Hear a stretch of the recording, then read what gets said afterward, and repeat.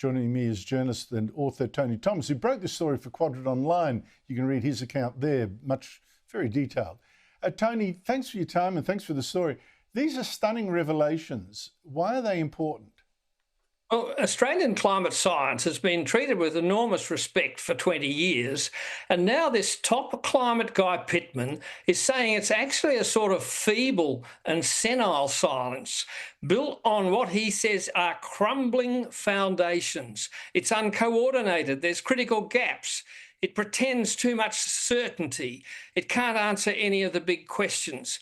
It's even blundering us into policies that could increase emissions, not reduce them. Look, this is just amazing, because let's not forget that in the meantime, we've got governments totally reordering the way we power our economy, committing tens and tens of billions of dollars to this transition, without even knowing whether it will work, on the basis of science that we're told now is incomplete, blundering, and built on shifting sands or whatever. What to you is the most important admission of the ones that Pittman gives here? He says quite bluntly that the overseas models are inappropriate for Australia, and the local spin-offs from these models don't work either. And he says that to rely on these models risks fundamentally wrong projections of future climate. Well, the models are all we've got. So where are we? We're just flying blind.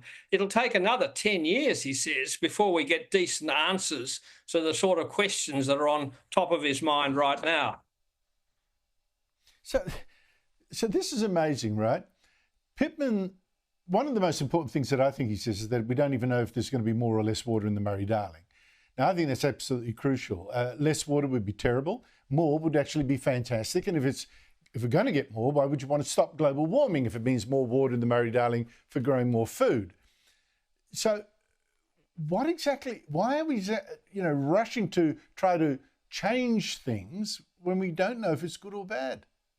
Well, there's a whole catalogue in those documents of what they don't know, and they don't know if natural disasters will be more common or less common under global warming.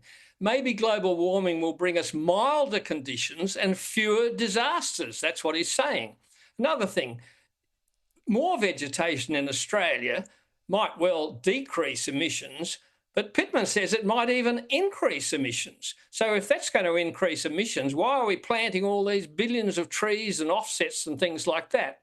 And what's more, they know nothing about, even after decades of research, as to whether we're going to get El Ninos or La Ninas that make our weather dry or wet for a couple of years. They're the most crucial part of the climate. And so he's just got no idea whether we'll get fewer or more of either of these huge events. And as you say, he doesn't know if we'll get more or less rain. Now, I don't want to have a go at Andy Pittman, because I think he's, while he might have been a bit alarmist in the past, I've got to say he's at least honest enough to admit to the, to be open about the doubts.